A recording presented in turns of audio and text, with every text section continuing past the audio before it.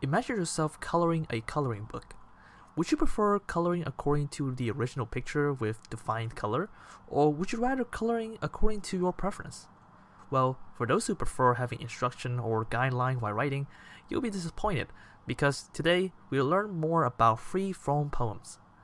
Free-form poem or free verse poem is exactly what its name entails, a poem without no specific form.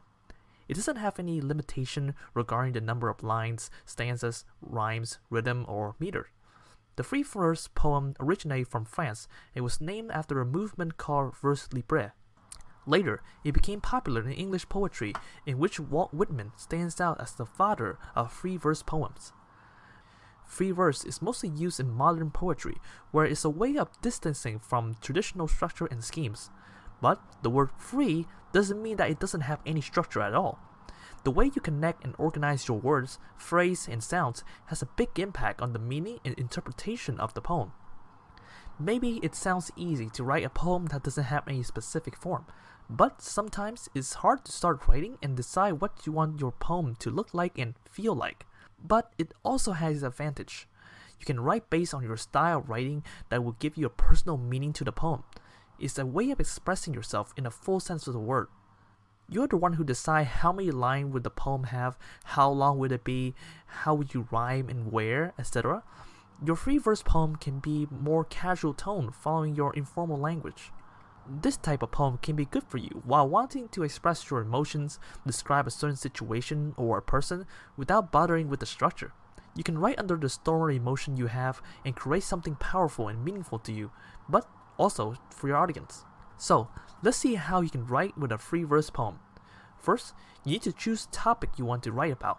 It can be a certain situations, emotions, person, photograph, nature, etc. Second, write words connect to your topic. It can be some associations, emotions, descriptive words, or something similar. Third, try to describe those words. Think about what do you want to say about them, and what context would you like to put them in. You can try writing metaphors also. Fourth, start putting your word and description in lines following your own structure.